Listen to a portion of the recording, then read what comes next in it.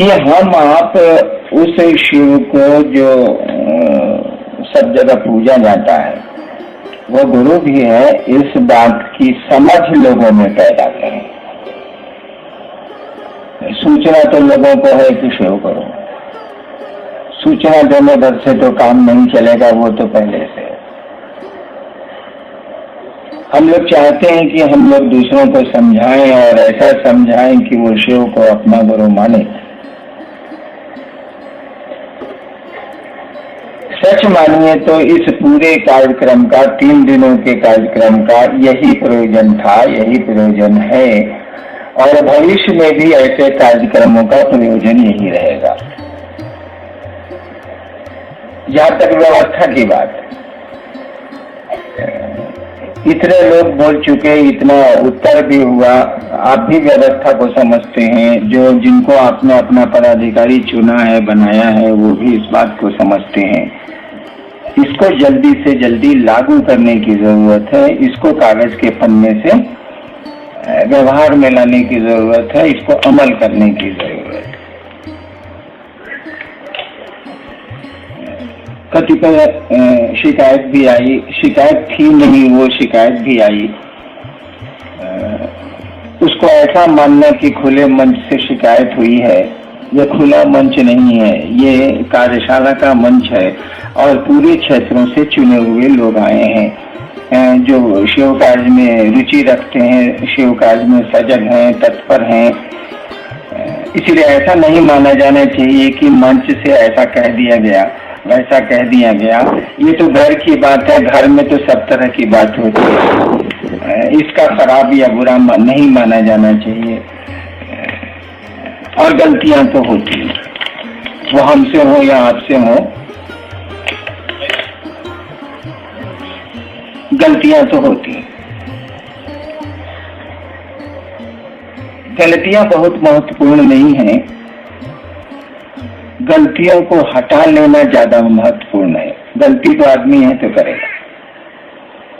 शिव के कार्य के लिए शिव को नहीं लाया जा सकता। महादेव के काम के लिए महादेव दूसरों के गुरु हो जाएं, एक एक आदमी उस शिव से जुड़ जाए, इस काम के लिए तो महादेव को ढूंढ के नहीं लाइएगा। और महादेव को खुद कर लेना होता तो आज 14,000 साल का इतिहास हमारे आपके पास है। शिव लोगों के गुरु नहीं हुए, आम लोगों के गुरु नहीं हुए, आम जनमानस के गुरु नहीं हुए वो, यानी करना तो हमको आपको ही पड़ेगा।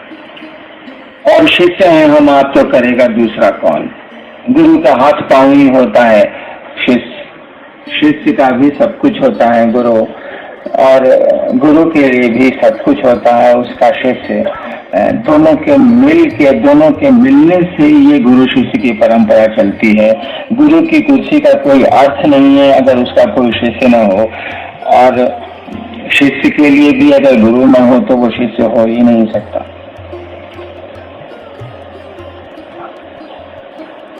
एक दो लोगों ने कहा कि दूसरे देवी देवताओं का सम्मान नहीं किया जा रहा है, ऐसा कतई नहीं।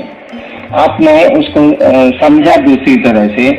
बहुत अपनापन जहाँ होगा ना वहाँ थोड़ा आवेश होगा, बहुत अपनापन जहाँ होगा वहाँ थोड़ा आवेश होगा।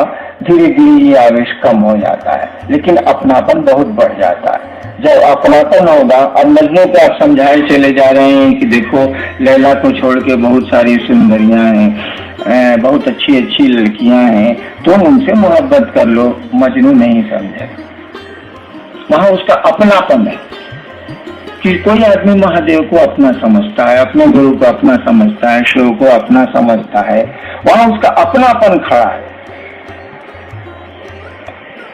और शिव के साथ जो जगत में व्यवहार हुआ है, जनमानस में व्यवहार हुआ है, सम्मान भी दिया गया है, लेकिन और क्या क्या हुआ है थोड़ा नजदीक आ जाइए तो मालूम हो जाएगा। आपका चप्पल कितना घिसा पिटा है आपको पता रहता है, इसीलिए कि आपका चप्पल कितना साफ है कितना गंदा है हमको आपको पता रहता है, क्योंकि हमारा कपड़ा है। ठीक उसी तरह से जिस दिन ये मन समझने लगेगा कि वह महादेव मेरा है, उस दिन उसके बारे में बहुत सारी चीजों का आपको पता चलेगा। कहीं दुख भी होगा, कहीं प्रसन्नता भी होगी। जब आपकी समझ बढ़ेगी तो बहुत सारे बिंदुओं पर लगेगा कि यहाँ अन्याय हुआ है, बहुत सारे बिंदुओं पर लगेगा कि यहाँ न्याय हुआ है। जब लगेगा कि अन्याय हुआ है तो थोड़ा आवेश आएगा, जब लगेगा कि न्याय हुआ है तो थोड़ी खुशी होगी। इसलिए इन चीजों को समझने की जरूरत है। इन चीजों पर बहुत ज्यादा दिमाग दौड़ाने की जरूरत नहीं है। आदमी के रूप में हमको आपको सबका सम्मान करना सीखना चाहिए, वो ठीक। लेकिन अपनापन होता है, वो जैसा भी है उसी का है।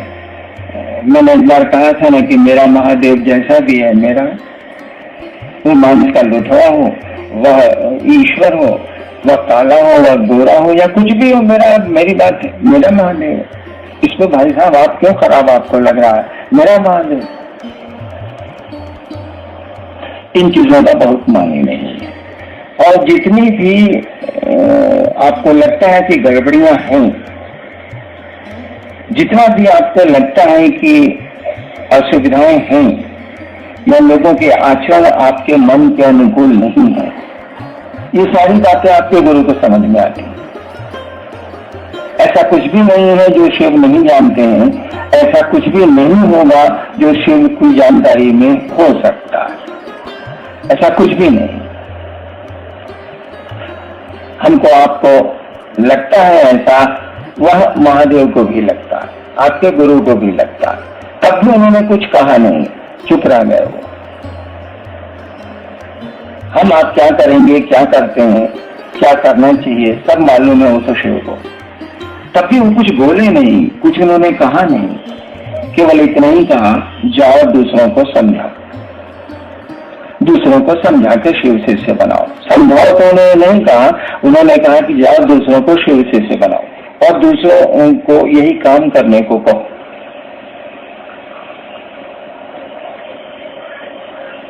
उनको सब मालूम होगा जरूर कि भविष्य में क्या क्या होगा, और उनको अगर नहीं मालूम है तो शिष्य को तो मालूम हो ही नहीं सकता। तब भी वो कुछ नहीं बोले, चुप रह गए। क्यों चुप रह गए, इसका उत्तर तो उन्हीं के पास है। जो हम लोगों ने सुना उतना ही बोल सकते हैं। यानी जो उसने कहा है, अगर आप उसी पर खड़े रह जाएं।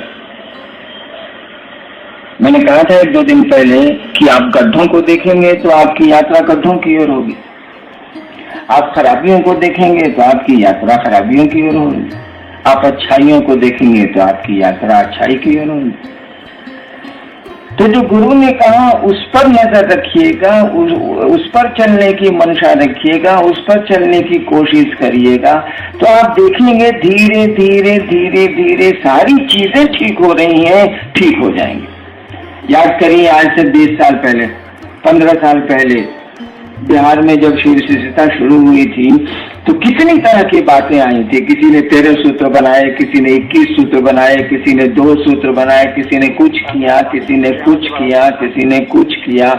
आज क्या स्थिति? हम लोगों ने कुछ नहीं कहा किसी पर। जो गलत थे वो खुद ही अलग होते चले गए, जो सही थे वो खुद ही सटते चले गए। हम लोगों ने कुछ नहीं कहा, किसी का विरोध नहीं किया, लेकिन चीजें सुधरती चली गई। कितना बहुत कुछ सुंदर हो गया है शिव शिष्यता में। बहुत कम जगह गड़बड़ियां हैं और वो गड़बड़ियां भी खत्म हो जाएंगी अगर उन गड़बड़ियों पर आप ध्यान नहीं देंगे। अगर ध्यान देंगे तो वो रहेंगी, ध्यान नहीं दें, गुरु जो कहते हैं उस पर ध्यान दें, वो चीजें धीरे धीरे खत्म हो जाएंगी। अगर नहीं खत्म होती तो शिव जरूर बोलते, वहां भी कोशिश करने की जरूरत होती तो महादेव जरूर कहते कि उस जगह भी हिट करना, उस जगह भी कोशिश करना। नहीं बोले। ऐसे ही उसको गुरुओं का गुरु नहीं कहा जाता है, ऐसे ही वो गुरुओं का मालिक नहीं बना हुआ है जिसके एक वाक्य से संसार की चीजें शिव की ओर घूम सकती हैं, उसी का नाम है महादेव। एक वाक्य उसने कहा, जाओ दूसरों को शिव का शिष्य बनाओ। इतनी सी बात आपको पता हो या नहीं हो, संसार की सारी सिद्धियां इसी आदेश में है, संसार का सारा भोग इसी आदेश में है।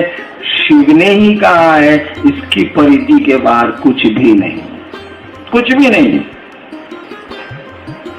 अगर होता तो वो जरूर बोलते, और हम लोगों ने तो अपने जीवन में देखा उसके बाहर कहीं कुछ नहीं।